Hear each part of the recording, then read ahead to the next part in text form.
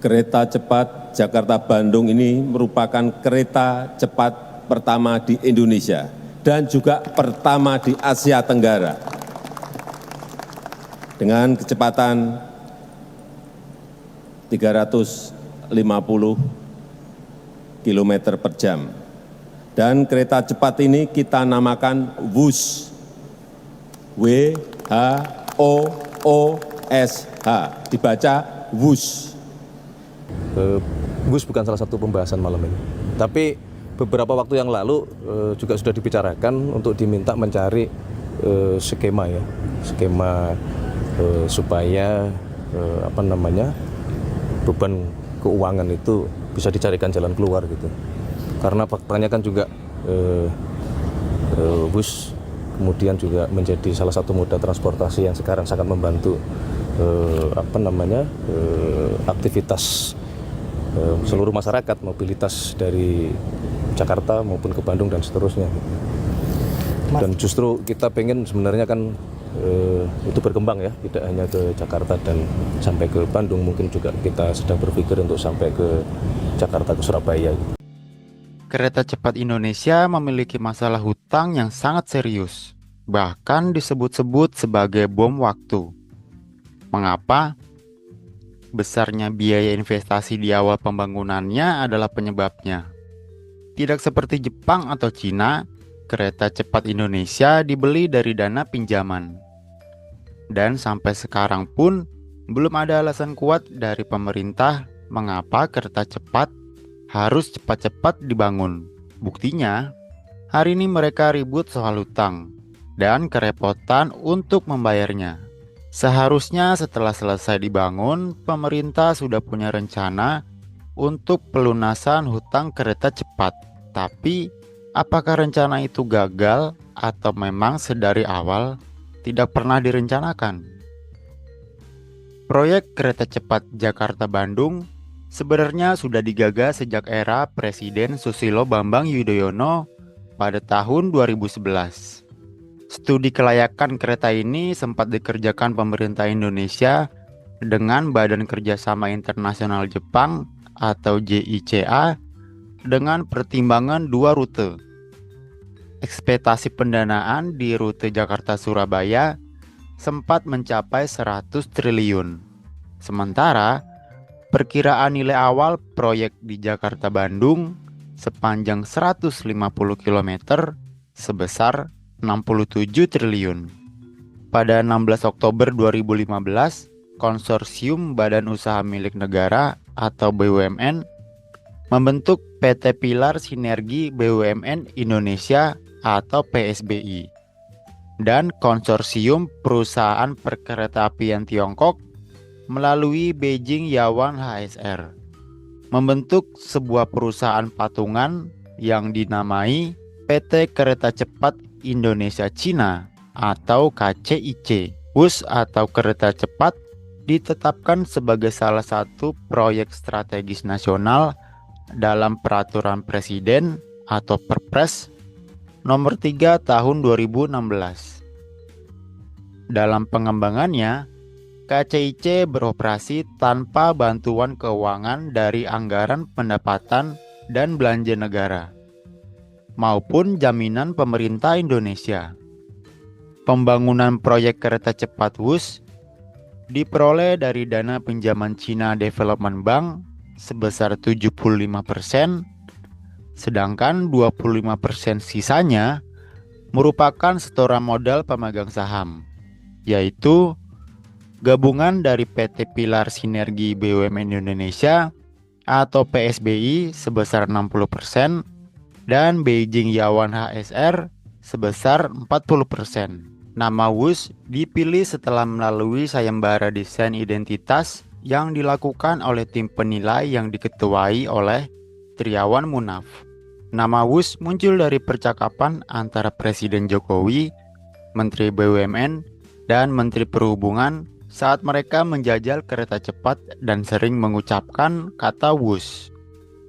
WUS merupakan akronim dari waktu hemat, operasi optimal, dan sistem handal yang menggambarkan manfaat dan keandalan kereta tersebut.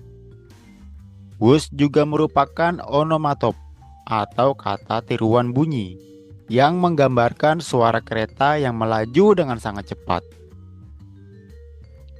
Kereta cepat Jakarta-Bandung telah diresmikan oleh Presiden Joko Widodo atau Jokowi pada Senin 2 Oktober 2023 di Stasiun Halim, Jakarta Timur. KCJB diklaim menjadi kereta tercepat se-Asia Tenggara dengan kecepatan 350 km per jam.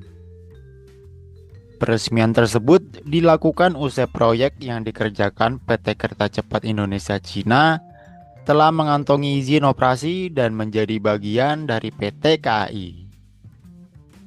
Tiket WUS dijual dari kisaran 150.000 hingga 600.000 yang bisa dibeli di situs resminya atau situs pemesanan tiket online seperti tiket.com dan Traveloka.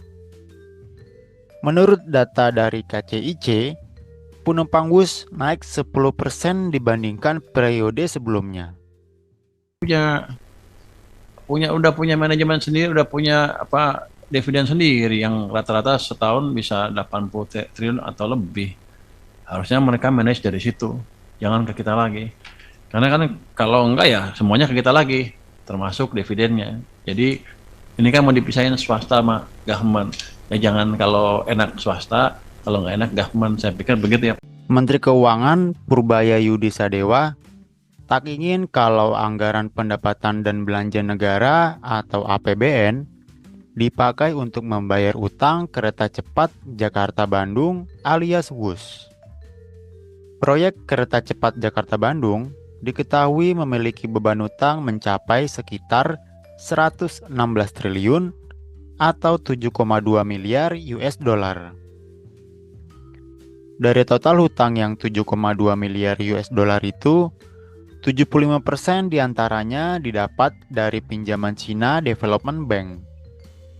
Sementara sisanya berasal dari setoran modal pemegang saham, yaitu gabungan dari PT Pilar Sinergi BUMN Indonesia atau PSBI sebesar 60% dan Beijing Yawan HSR sebesar 40%. Siapa yang bertanggung jawab atas hutang KCIC hingga Menteri Keuangan alias Purbaya Yudi Sadewa menolak untuk membayarnya? Dan kalau enak swasta, kalau nggak enak government. Saya pikir begitu ya.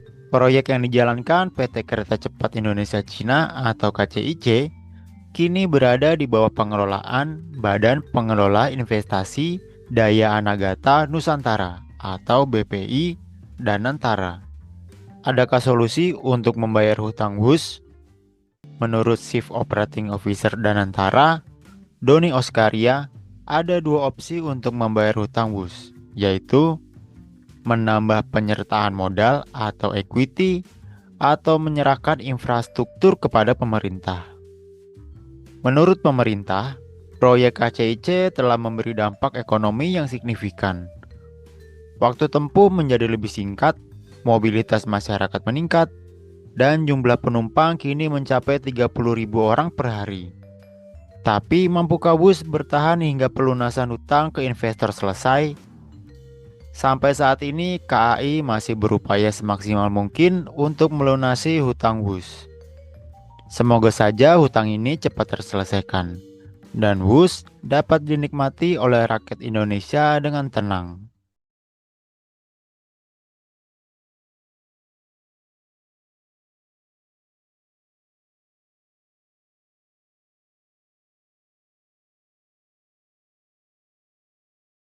Satu minggu ke depan kami bisa memahami semua kendala-kendala, permasalahan-permasalahan yang ada di dalam KAI ini.